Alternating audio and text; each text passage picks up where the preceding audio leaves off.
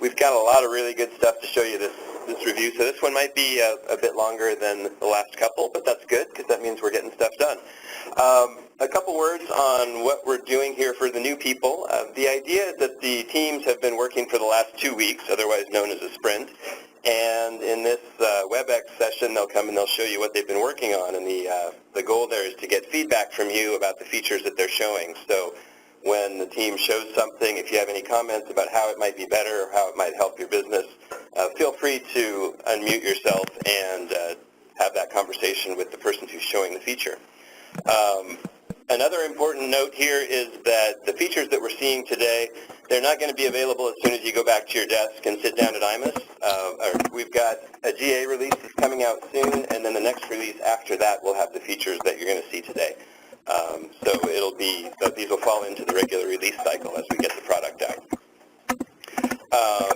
As Mark mentioned before we were started here, go ahead and mute your phone if you're not giving comments or feedback to the person who's presenting. If you do have any questions, feel free to speak up. That's what we're here for. And let's go ahead and get started with Marie with Fantastic Four.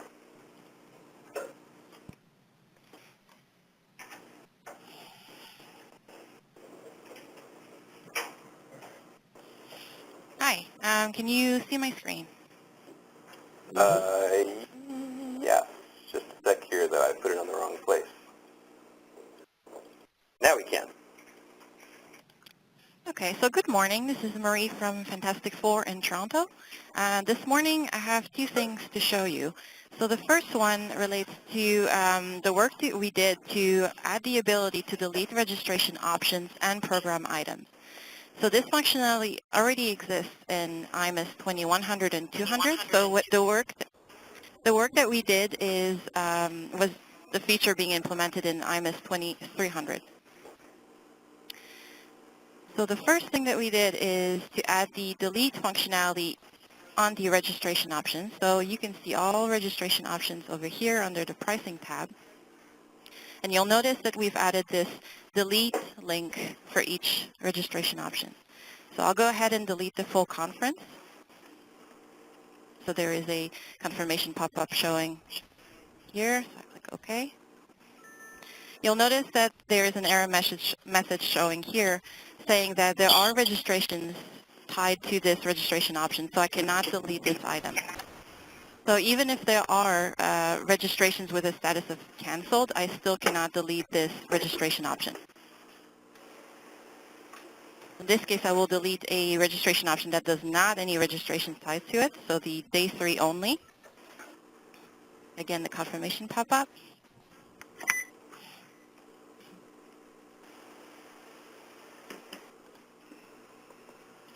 And the registration option has been deleted.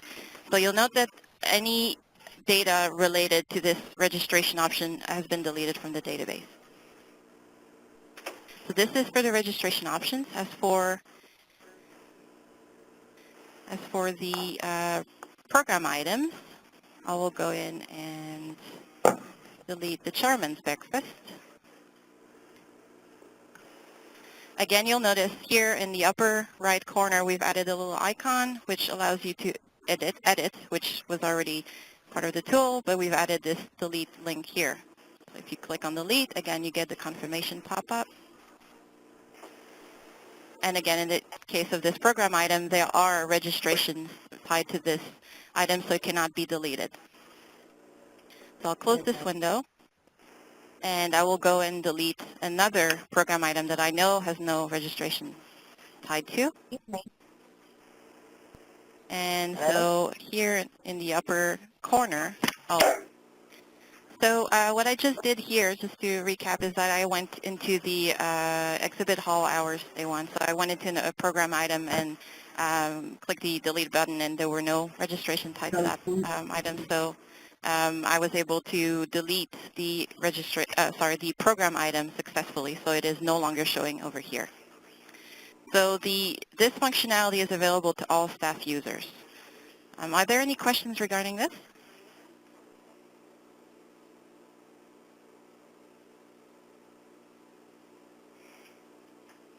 Okay, So the second thing that I would like to show is the new theme that we've been working on. So back in January, we showed you the Great Barrier theme that we had worked on, the dark theme, and now we have a new theme that is a light-colored.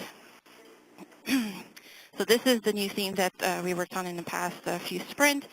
So you'll notice a lot of the items are very similar to the other theme that we showed you in January, and with the full width areas on the home page with the, oh, that's nice.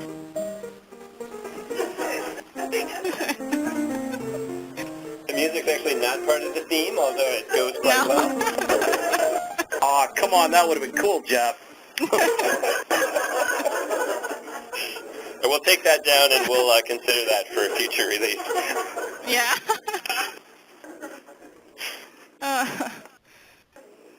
So as I was saying, this theme is very similar to the other theme that we worked on, as in it has full width areas with background images, which is the trend right now.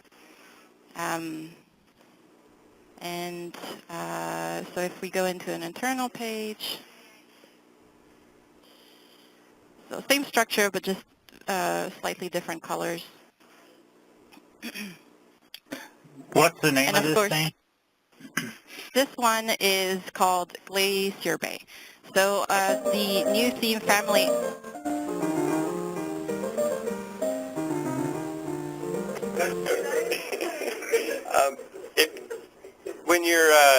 If you wouldn't mind, please don't put us on hold. I think we're picking at some of these hold music, and it sounds very nice, but it's a little distracting. Right, because we're on hold. So the name of the theme is Glacier Bay. So the new theme family is basically natural heritage sites. They're named after natural heritage sites. So the Great Barrier Reef was the first one, and this one is called Glacier Bay after the national park.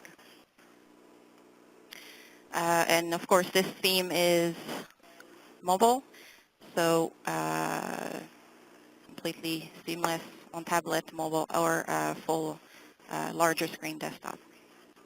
Are there any questions? Is this Hi, Marie. I have a question on the first feature about deleting the functions and options for an event. Right. What happens if you have questions attached to those options you are deleting? Do they become orphan, or by deleting the option, does it remove the questions? I'm not sure.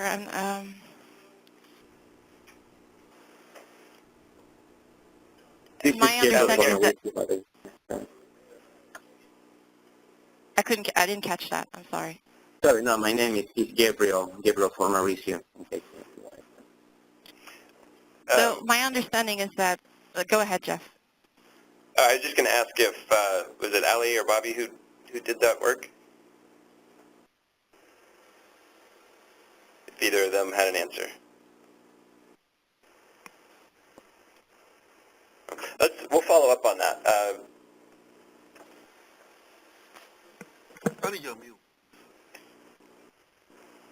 So we're having technical difficulties on our end.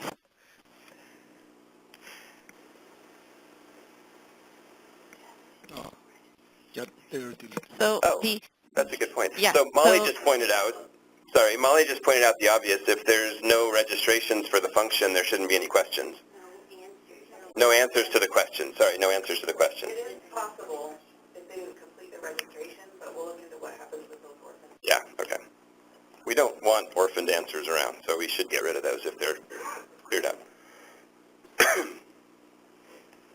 Okay, so there was another question, I think, about the theme. Yes, I was wondering if it's going to be in the GA release or a future release. It will not be in the GA release. It'll be in a future release after the GA. Okay, thank you. Mm-hmm. Any other questions, comments? Nope. Okay, thank you, Marie. Let's go ahead and move on now to tabs or spaces, and Tim, who's been doing some work on event invoices. Oops, yep. That's part of it. service initiation. Can you send the control back here, Mark?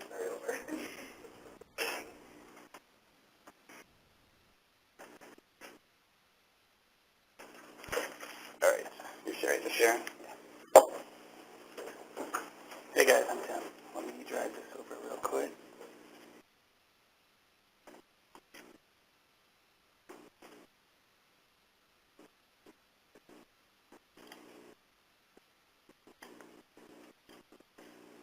That is not mine.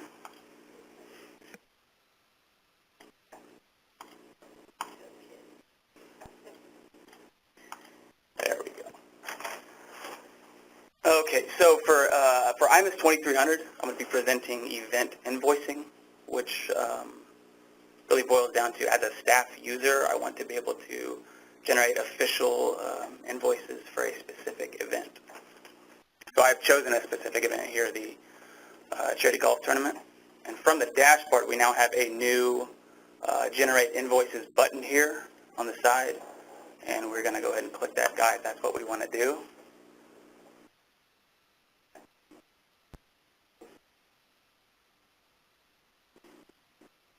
Maybe.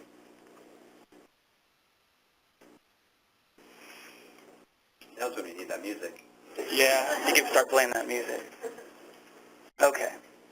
So it brings up a pop-up for us with really only one parameter to pass through, and that is the option to, if the checkbox is enabled, we're going to invoice registrations with an outstanding balance only, or if we deselect, then it will include registrations with a balance of 0 as well. So for the first part here, I'm going to keep that checked and generate. And it will show me a warning of 0 invoices generated, no registrants available to invoice, which is good. That's what we want. Now, if I go ahead and deselect this and include those registrations with 0 balances, we should get a success message.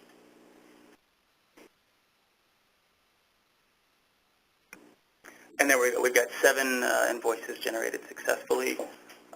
And upon success, we get a View Invoices link to view those that we just created, which we'll navigate to now.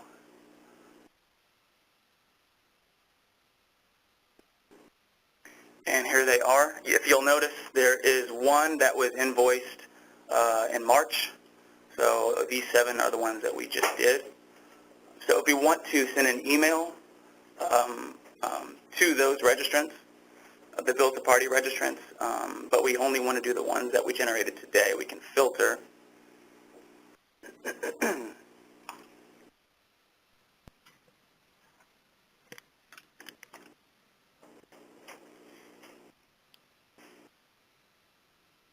And then we have our email button down here to only send these out.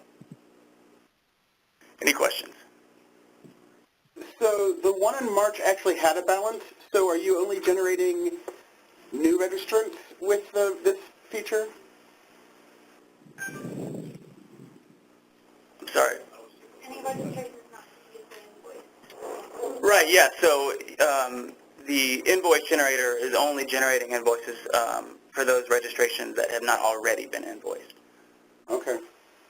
So what we're seeing here is that we can display all of the invoices for the event, but we're only generating invoices that haven't previously been generated, and now we're looking at the ones that we just generated. Does that make sense? Yes. And what happens? Can you email it? Is it a PDF attachment to the email? Yes. There's a template that you can select from. And what happens if they don't have email? There is a print button here if they do not have email. Ah, okay, thank you. Any other questions? Quick question. What does the export? Does it export one invoice individually or all of them in one PDF? That just exports that grid. That's not the Okay, so this will just export the grid. They can print the invoices and then export that. Okay, so yeah, the export functionality there lets you export probably to a spreadsheet or something, the rows that you see there in the IQA query. But if you were to use the print button above, that prints the invoice report, and that will be a separate page for each invoice. So you would print and then export that to PDF, and then you'd have your separate pages. Yeah.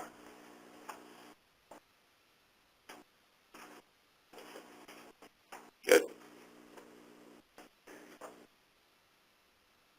All right, that's it for me. Thanks, guys. Any other questions, comments for Tim?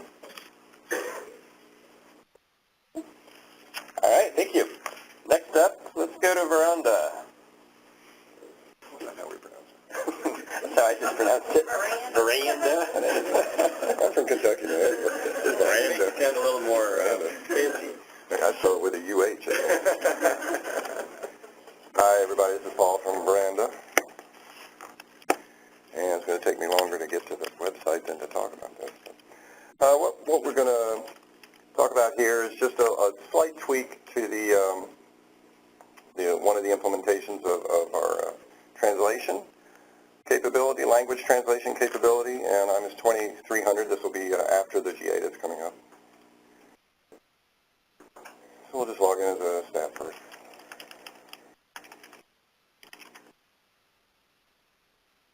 And what had happened is Microsoft, one of the options that we have under settings,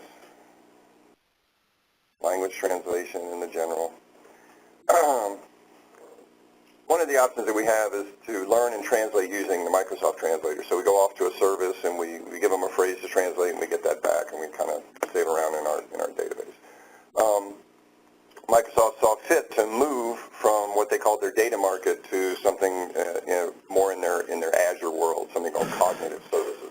So we just had to change around the settings and the location. So what we had previously were basically a user and password, and that has now been changed to just a subscription key. So once you've signed up through the Azure portal to these cognitive services to get a subscription API key, then you can just plug that in here and be able to utilize this particular option of the various options available for language translation.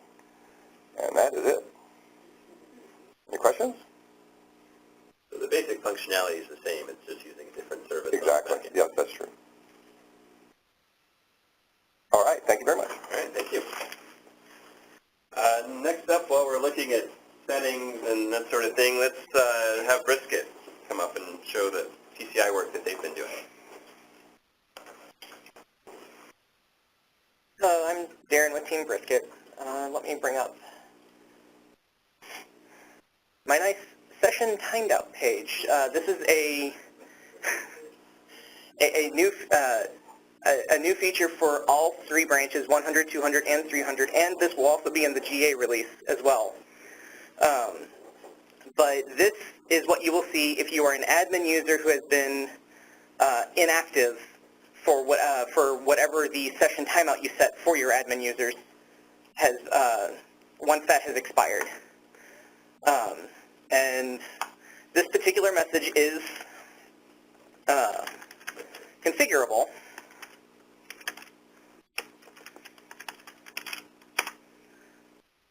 And when you sign back in, it should actually take you back to the page you were on when you timed out. And here is the settings that control that particular message. We have, this is the message that you just saw. There is also a pop-up that shows up right before you get signed out to warn you that you're being signed out, and it gives you the option to stay signed in via that pop-up.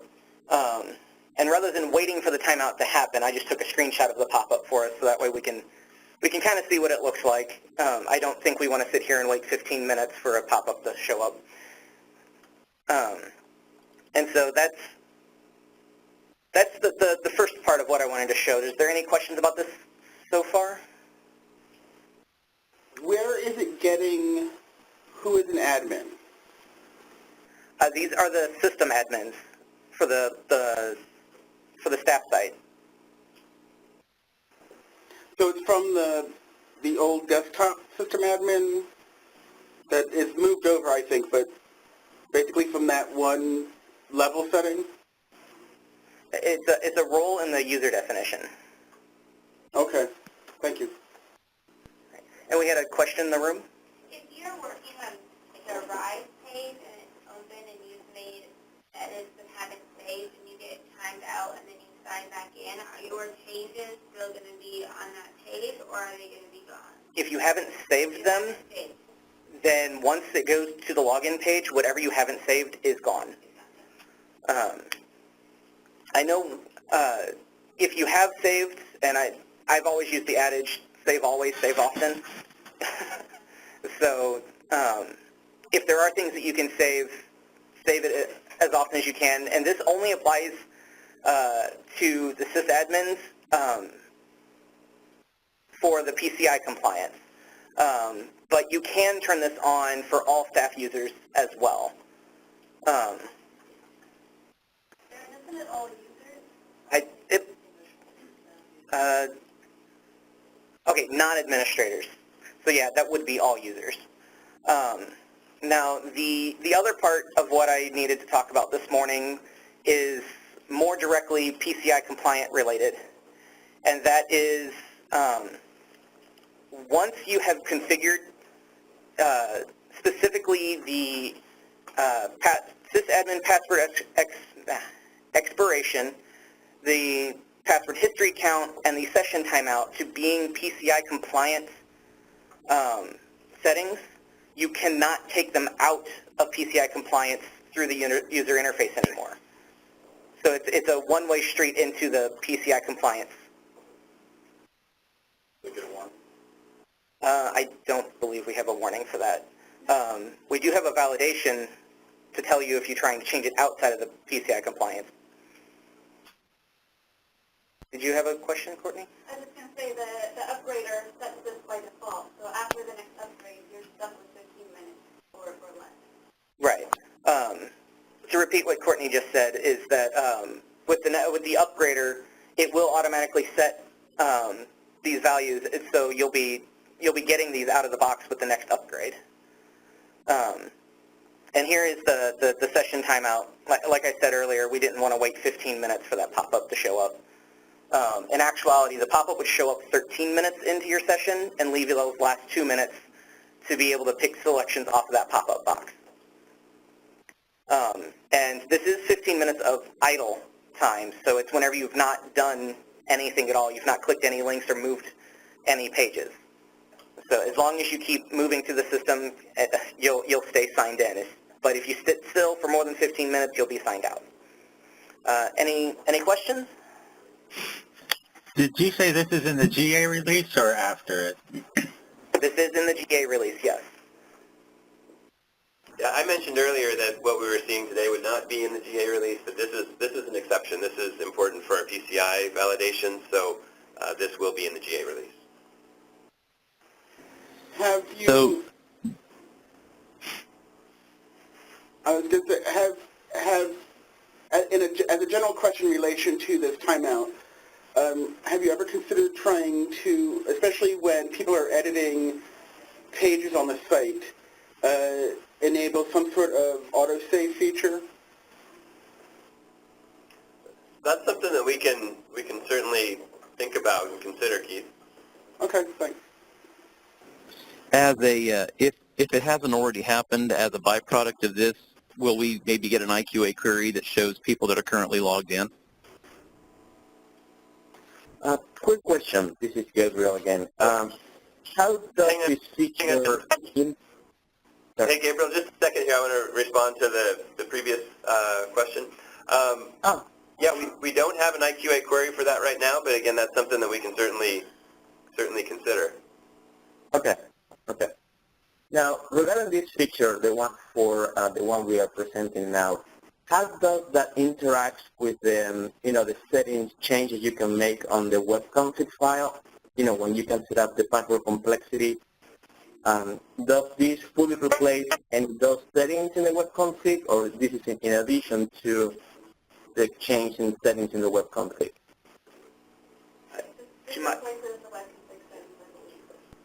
Right.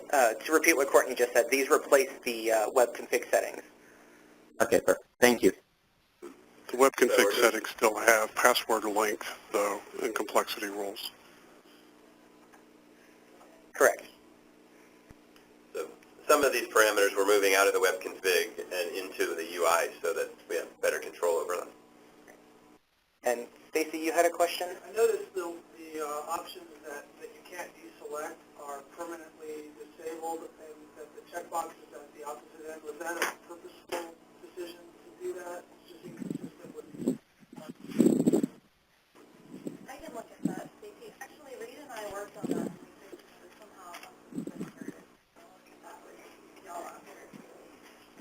Thanks, Andrea. And Sarah, you had a question too? Yeah, Sarah, did you say that going forward, these are going to be text orders, the new second lines are going to be enabled? Correct. So, is this using dual authentication is going to be automatically enabled? The multi-factor authentication? I don't think that's going to be enabled by default. We haven't, that particular portion wasn't discussed whenever we were planning this out. So. That You're on the phone. We don't hear the questions from the audience. Oh, sorry. The question was, is multi-factor authentication going to be turned on by default as well as the rest of these PCI settings? And at the moment, the answer is no, it's not turned on by default. So, Multi-factor is allowed to be turned on later, correct. but these settings must be set by the completion of installation, and then once set, cannot be unset. You can change the values, but you cannot turn them off. So those are the PCI rules that we have to comply with. You said that the timeout was going to, we might have the option to turn it on for all staff.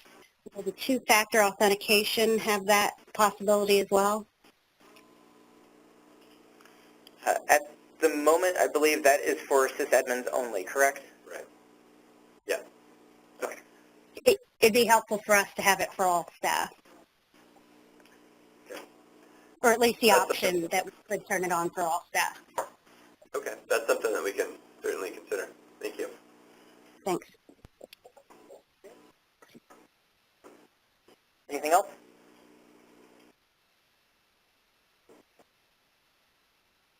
All right. Well, thank you very much. All right. Thanks, Darren. Okay, now let's go ahead and move on to some work that we've been doing with billing. And let's have Chris from Nova come up for that.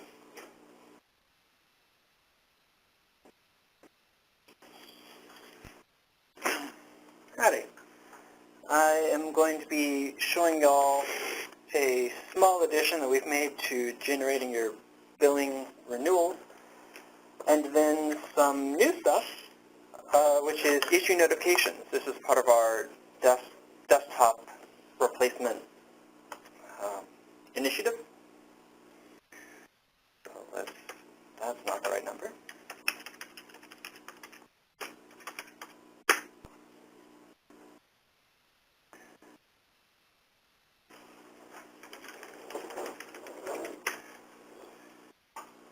So, from the stop site, first we're going to revisit ever so briefly the generation of your renewals.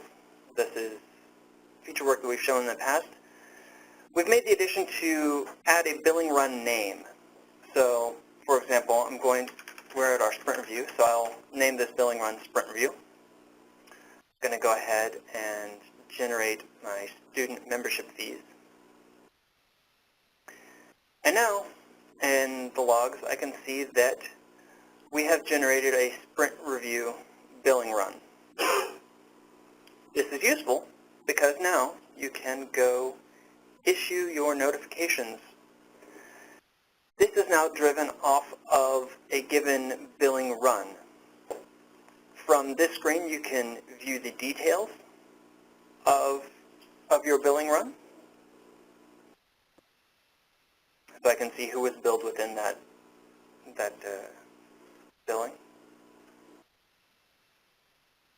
And I actually wanted to pause ever so briefly to get a little feedback from y'all. Is this useful? So from this issue notification screen, the ability to view the details of a given billing run, does that seem like a feature that would be useful to y'all? Yes. Yeah, absolutely. Yeah. I think that's really good. Fuck yeah. Wonderful. Okay then. That's why we did it. So you may have a large number of billing runs, so you are able to filter this down by its given name. So I've named this Sprint Review. I could have named this run Sprint Review April 11th, and I'll be able to get exactly the one I'm looking for. So let's go ahead and issue our notification. This is going to bring you to the details screen. Up top, right now I'm just showing email notifications, which you may note is entirely new. Previously on desktop, you were only able to print out your notifications, but right now we are able to email them. Print will be coming soon. Below that, you select which notification you're going to be sending out to these people. So your initial notice, and then you could for your first or second reminders. Below that, you're going to see the list of people who are going to receive their notifications. This is initially driven with an IQA query. This dropdown populates from the issue notification selection folder, which is in your common queries billing directory in the IQA document system. That's right. So we can see 6 individuals here, and if you noticed earlier, there are 8 that needed to be issued. The other 2 do not have email addresses, so they have a separate query there. But we're sending out emails, so let's go to folks with our email addresses. We can filter our list down further. These parameters here are the optional parameters within the IQA query. So if you are to make a copy of the ones that we provide you and then add additional filtering parameters onto that, you're free to, and they will show up here. Let's go ahead and just issue notifications to everybody. We get our confirmation that emails have been submitted for processing. We can view our logs straight away and see that we're processing these notifications.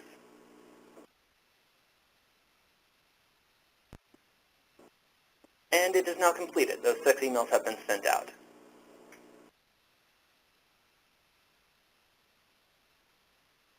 Oh, we had a question in the room? Is there a way to select which communication is Yes, I'll actually get to that in just a second. That's driven up here within your which notification is being sent. So now when we return to the screen, we'll see what the last notice these individuals received was and when that notification was sent out. So if, let's say, I know that Barry is a very forgetful individual and needs to be sent his reminder very, very soon, I can actually just go ahead and send Barry his first reminder. I'll see in the logs that my one email that Barry's received his email. And so now when I go back to the sprint review, I'll see that Barry's received his first reminder. These communications do show up in the history, participation history. While this page is loading, I'll touch on what was asked here in the room of can we select which communication is being sent out? Yes, that is related to configuration on the given billing cycle. So a given billing run is for a specific billing cycle. And within that cycle, there is some new configuration. Down here is where you're going to set the templates that are to be used. So our initial notice template. I didn't click this before I came in, sorry. This one has to warm up a bit.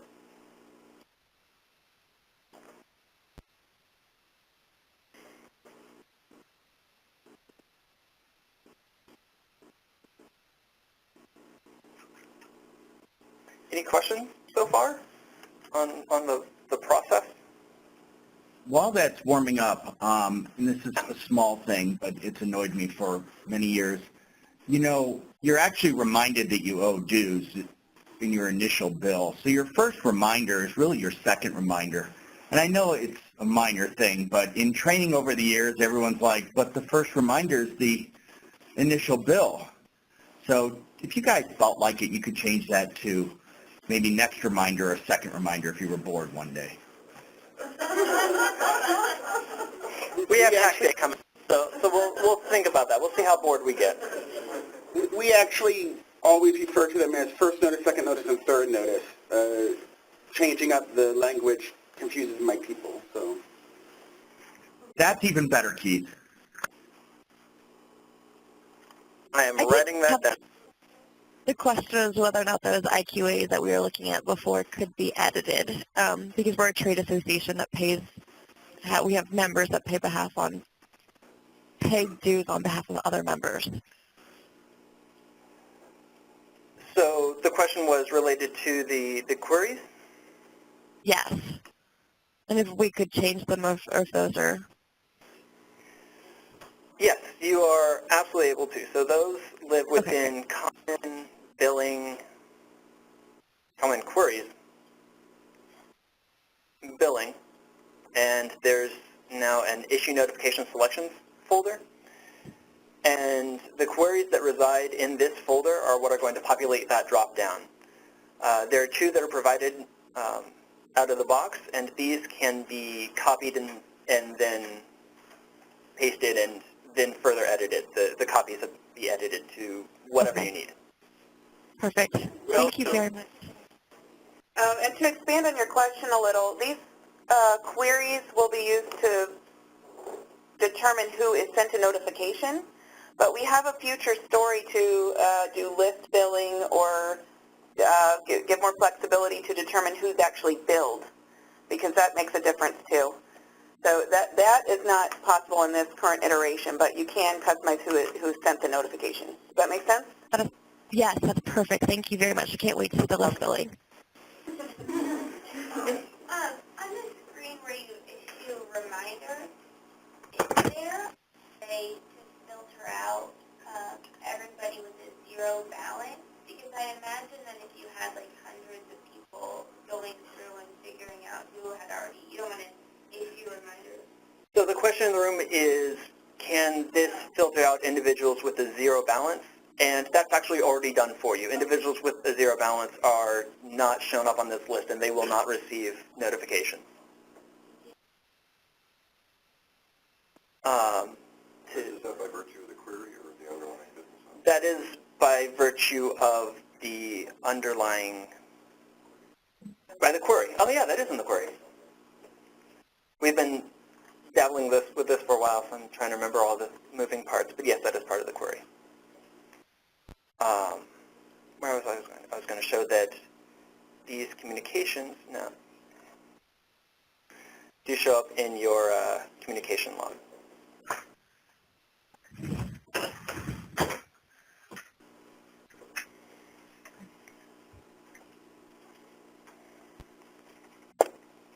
Oh, it is also worth noting that at present these notifications are for membership subscription items only. So only billing cycles where this add member type items is selected. So this is at present not for your non-membership subscription items.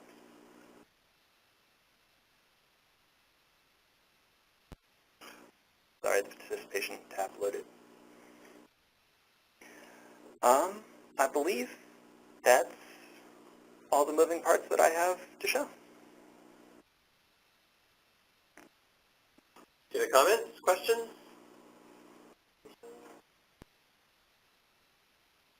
No, thank you. In the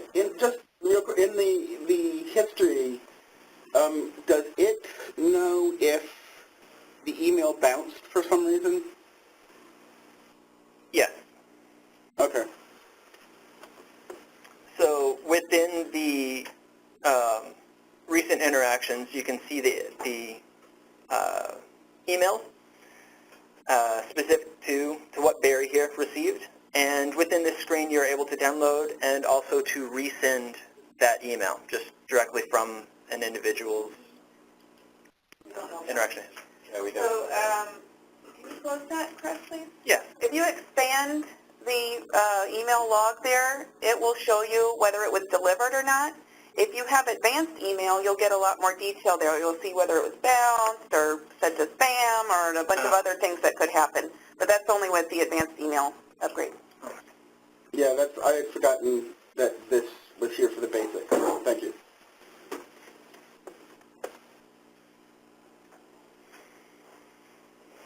All right. Any other questions, comments? Thank you. All right. Thank you.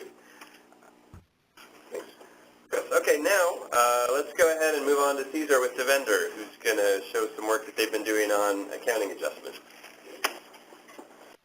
Hello, good morning, everybody. This is Cesar with the vendor. First, I want to show what we're working on, or what we were working from. So here I have desktop. Everybody loves desktop. And this is the way that we use to create orders. And the things I'm going to show is how to reverse an order and how to write up an order. In the past, you had to know all that information and type it up. You had to know every order line that was in the original order and enter them here with the correct quantity, if there was a price adjustment, and so on. So when we move this to the web, we're trying to make it more automatic. So we have a few setup options that I need to show. Let me bring up my window.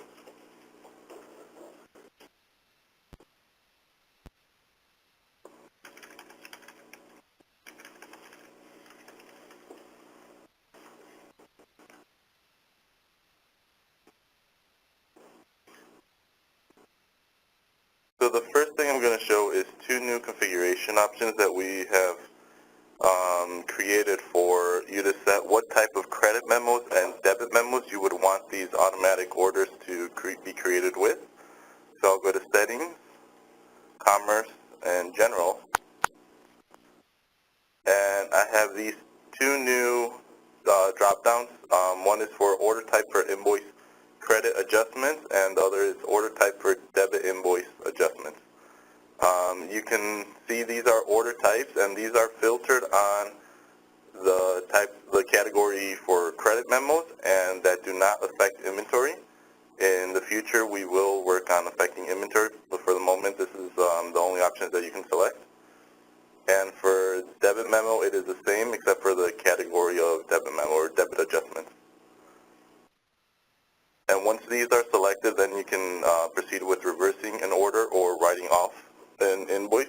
If you do not have any of these selected, then you cannot proceed with reversing, and it will throw you a message to remind you have to set this. So now I can go back to Finance, Invoices, and one of the enhancements that we did is to add the tax detail section for a given invoice. So we have shown the invoice detail before, but we had not created this little table down here that shows that this order had taxes, sales tax of $3.75. So that is now included. Any questions about this?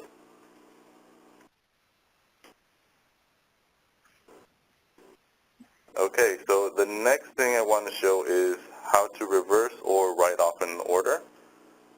This morning, I actually created an order. I was going to create an order for Mrs. Teresa Spain, but I accidentally created one for myself, Larry Estrada, so I really don't want to pay for what Teresa wanted, so now I'm going to reverse that order. So I'm going to see this button that says Adjust Invoice. And when you click on it, you'll have this drop-down with two options, reverse the invoice or write off the invoice. So I want to reverse the invoice, and I have to set the date of the reversal. It can be today's date, or it can be a date between when it was created and today's date. Since this was created today, I can only select today. So I can add a reason for the order. and I can select to reverse shipping and reverse handling charges as well. Submit it. And currently in the background, everything that this will do is it will not modify the existing invoice, but it will make the adjustments necessary. It will create a new order for this credit memo, and it will create order lines for every line in the original order. It will also create transaction records for the order line, for the shipping, the handling, and a separate transactions for AR. And it will also add to the activity table. So now I will reload this page, and I can see that I have adjustments for the total amount, $42.98, which included the shipping and the handling, and my current balance is 0. Any questions about this?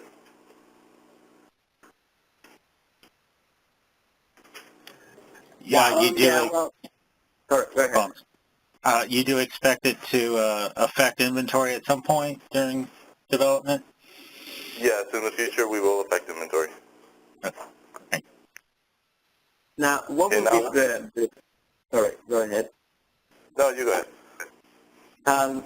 So what would be the best way if you need to imagine you invoice wrongfully to somebody and you want to send them proof that you reverse it? What would be the best way to send out, some sort of invoice or document that shows the reversal? Well, that was actually going to be shown by Molly, but I'll go ahead and show that part. Sorry for jumping ahead. So we have a new report in Continuum, Commerce Reports, where I can go on to Order Invoice.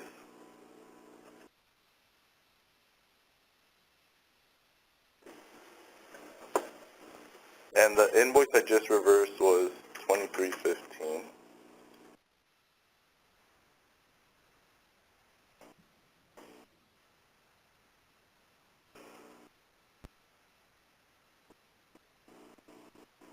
Okay, so here we can see that this was the original invoice. You have the $42.98 that was the amount due. And if I click to the second page, I can see the reversed invoice with the negative amount of $42.98. You can print this and send it out. Great, thank you. But you can attach it to an email as well. Quick question. Yeah. Did I hear you say you could do with inventory or without inventory, but you have to choose one or the other and have a system setting, or is it you cannot do inventory at this time? For the moment, you cannot do inventory, so in the drop-down, you will not see any order types that had inventory. Thank you. And just to confirm, this only works for unpaid invoices? No, this, well, reversing an order does work only if there have not been any credit memos or debit memos previously created, but it does not matter if it has been paid or not. And will it automatically take care of the payment of all of the credit card transactions through the payment gateway? It will not do that, not at the moment. That's something that we're looking at in some upcoming work here. But for now, we don't do that.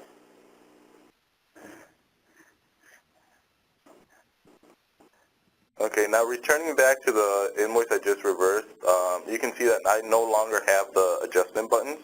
Once the order has been reversed and it has a balance of 0, there is no more options to adjust. So you will see the order as it was originally, with adjustments in the second to the last line. Now to show write-offs, the same order I created, Teresa called me back and said that she no longer wanted it. She found the copy she had. So what I first wanted to do was reverse the order by itself, but I'll just go ahead and write it off completely. And I can also add a reason for this write-off.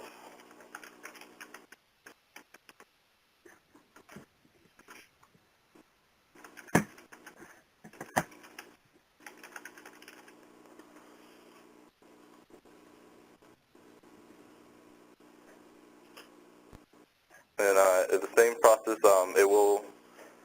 This one will create, it will not create activity records, but it will create a new invoice. No? Oh, this, right. For write-off, this is the same functionality as we had for the month-end procedures, except you have the option directly in the invoice. So it will create the transaction records needed, but there is no new order and no new order lines, and you will see the adjustments in the invoice line. Same thing, since it was a full write-off, I cannot see the button for any other further adjustments, and I can see the balance of 0, and everything was written off. Any questions about this? You keep saying everything. Is there future plans to maybe do a credit for 1 or 2 or 3 items? Yes, it is. Yeah, hopefully that'll be in the next print review. So you're saying it doesn't affect activity? Does that mean that, like, if this guide was in her activities, it's still there, even though it's written off? This is just, this particular function he just showed is more for bad debts when you realize it's uncollectible. So it'll be like for bad debt expense. And it won't really impact the income side, and therefore does not impact the activity either. Yes, but if I've written off something, I don't necessarily want to include that in a history of actual activity. Right. It's not. Oh, you mean you don't want the income to be? Correct.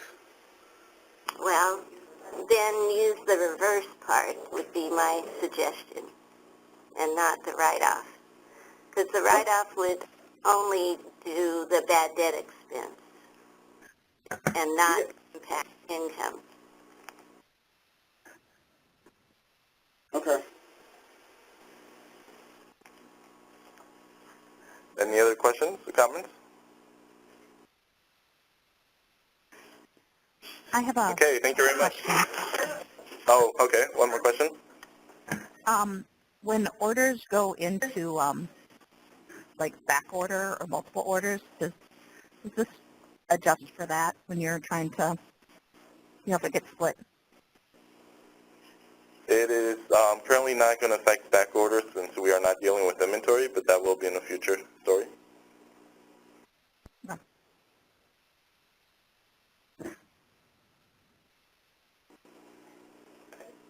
Okay, thanks, Peter. All right, now, Molly got some of her thunder stolen, but I'm sure she can come up with some more. Hi, everyone. It's Molly. I'm just going to show a couple of reports that I've added for invoices. And the first one we just saw Caesar show, which is the order invoice. So that report is moved over from desktop. It used to be a Crystal report. Now he's got it in SSRS form. Currently it is just under Continuum, but we do plan to integrate it with the invoice detail that we just saw. So if you run this report, you can filter it by invoice number, invoice reference number, or order number.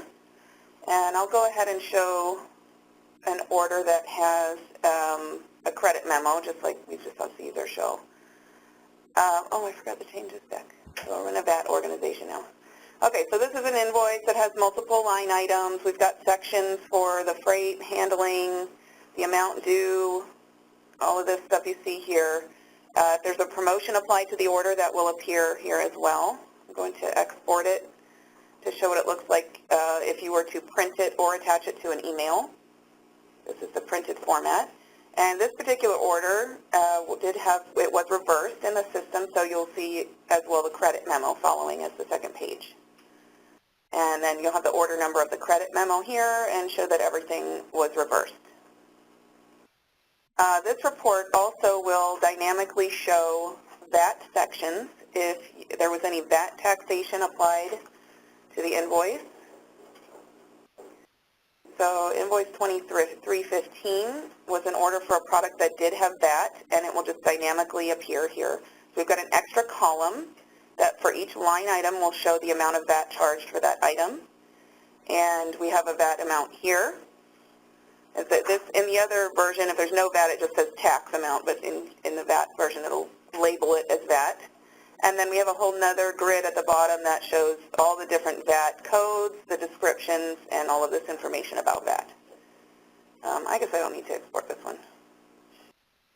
Any questions about the order invoice report? I don't yes, think actually. it's possible. What? I have a I'm sorry. I have a question about that. Would it be possible to run this report by ID? Because sometimes we don't really know the invoice numbers or purchase number or order number. Yeah, we can look at adding a parameter for the ID here, but the current plan is to, for example, when you're looking at this, so I can go and find an invoice in this screen. Sorry, I'm using your VM here, Caesar, but I can look it up by bill to names or any other parameters here, and then when I'm viewing the detail of it, I would be able to print it from here, and then that would open the report. So that's our current plan. Given that information, do you still think you would like to have an ID parameter on the report itself? It would be easier because, you know, there's too many steps before you get to this point, and sometimes people in our office, they don't really know where to go in order to get that report. If you just want to send them directly to that link, so they would be able to go in the print report instead of going through the, you know, all of those previous steps. Okay, I understand. So we'll look into adding that there. I don't think it will be too difficult or mess anything up. So. Thank you. Another option might be to add an ID parameter on the query. Okay, instead of just bill to name contains? Yeah. Okay. Thank you. That was a different query, yeah. That was a month end. Any other comments on the report, order invoice? Okay, so the other report that I have to show is a generic invoice report.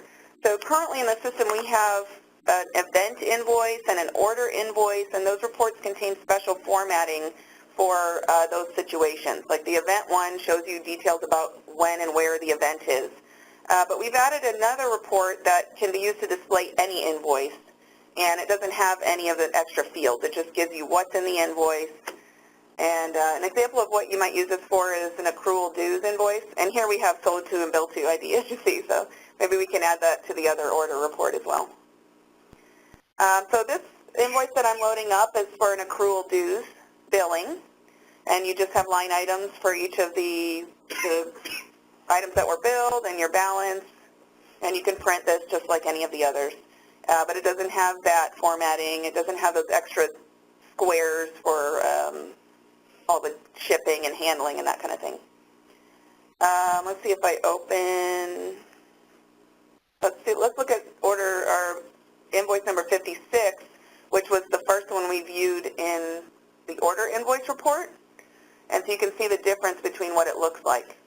I still get information about the shipping and handling in this type of format and the line items, but I don't have the extra information about the order number and some special things. So this is just a more generic report. One important thing to note about this report when it comes to event invoices, the event invoice report will only print event invoices that have been generated using the feature we saw Tim present earlier. But this report will print things, I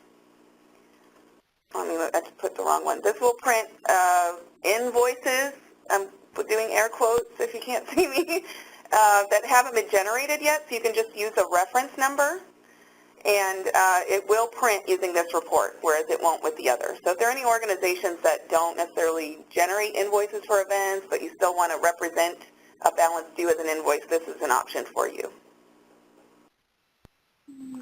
And you would just use the reference number. Yes?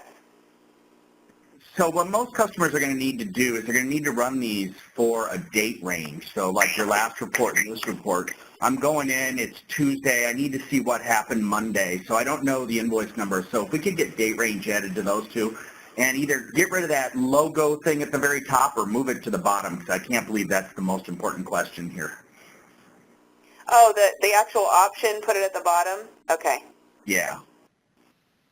Yeah, but that applies to several of our invoice reports. What's the primary thing? Date range would be what most of my customers would need to go in there and do. Okay, I've got that down. Thank you. Any other comments?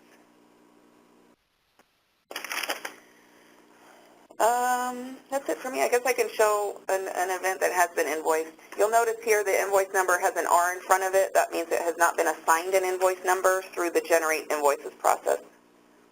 But this is an example of an event invoice that has a number for the annual conference. Okay. Any more questions?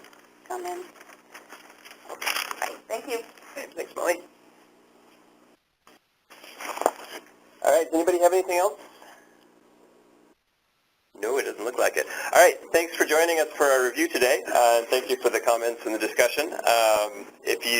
When you close your WebEx, you should get a survey. Please take a minute to fill that out. That really helps us to know how we're doing with these. And if you have any questions that came to mind after the review, feel free to email those to productowners@advsol.com. Thanks for joining us.